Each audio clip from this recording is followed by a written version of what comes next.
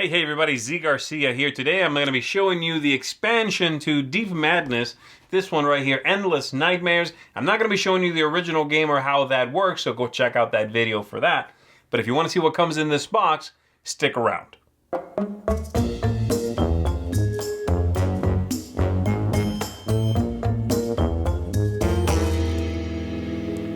So here's everything that you are getting in the Endless Nightmares expansion for Deep Madness, as well as the rulebook, of course. In the rulebook, you are going to find 3 new scenarios, and you are going to get a plethora of new miniatures. So you've got a lot of new monsters and some new characters, as well as some that are used based on cards in the game. So speaking of that, we're going to go ahead and take a look at the cards next. Before I do that, though, one of the components in here is just straight up a components upgrade, and that is these right here.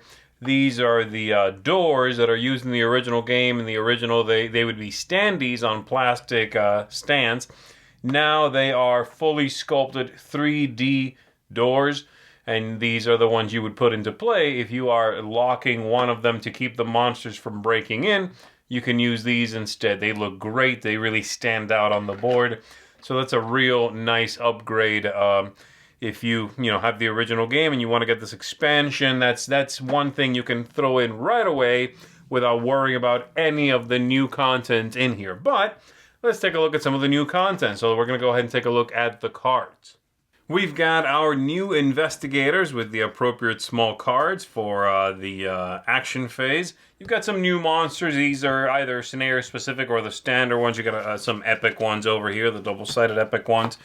And then the deck of cards for the monsters there. You've got some new equipment, which I'll show you in one sec, and some new nightmare cards as well over here, some madness cards. And then some, story-specific cards over here. So let's go ahead and take a look at our heroes first, our protagonists. We've got all of these. They have some new equipment that they're starting with, and these are very much based on, many of them anyway that I can tell, based on sort of, pop culture or sci-fi or horror movie characters. Of course, not one-to-one because that's not legal. But they are, clearly inspired by, we'll say, things you might recognize. So there you go. Those are the protagonists. And so you've got your monsters after that. Here are the new monsters, and these are fantastic because they're really going to lend to the replayability. I think this is the biggest bonus, the biggest boon to the game comes from having more of these monsters. When you played the original game, you were seeing and using just about all of them in that game, almost all of them in any setup. And so having more of these really is fantastic. Unfortunately, they still suffer from the same thing that I thought the original monsters in the game suffered from.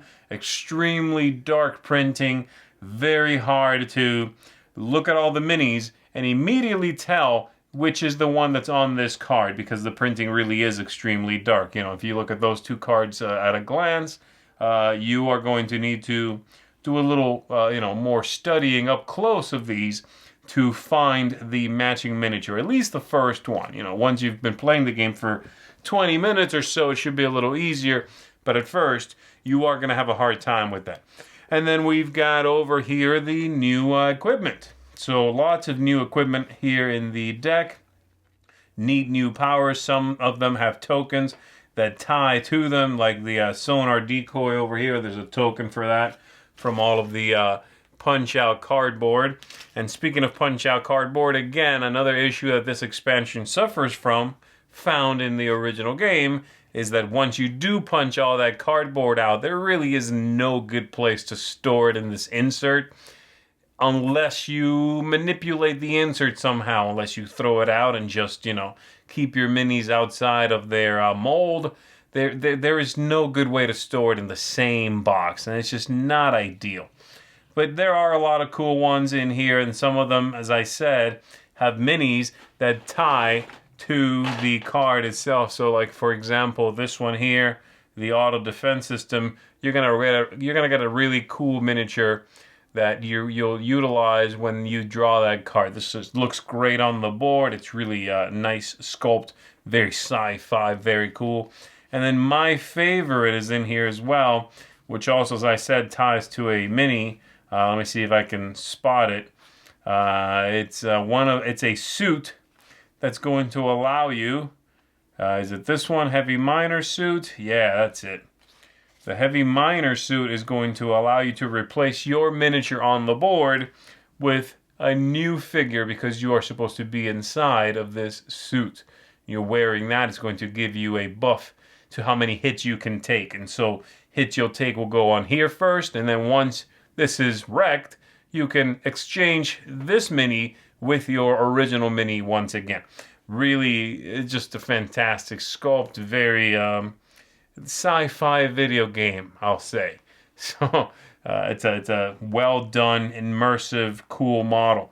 So there you go. That's what you're getting from this deck. Some new cards, some variety, which is very much appreciated.